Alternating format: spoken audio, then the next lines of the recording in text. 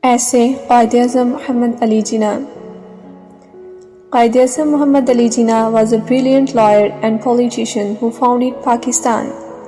He was born in Karachi in 1876 and studied law in England. Jinnah was a strong advocate for Hindu-Muslim unity and independence from British rule. He joined the Indian National Congress in 1906 and later became a key leader in All India Muslim League.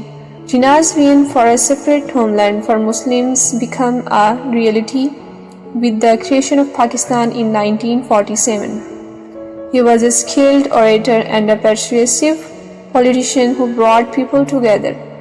Jinnah played a key role in the Lucknow Pact of 1916, which aimed to unite Hindus and Muslims.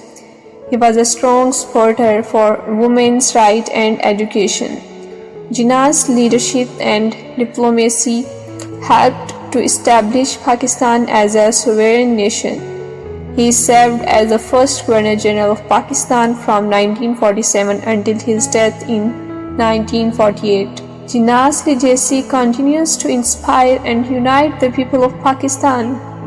He is remembered as a champion of freedom, justice, and equality. Jinnah's famous speech on August 11, 1947, emphasized the importance of unity and tolerance.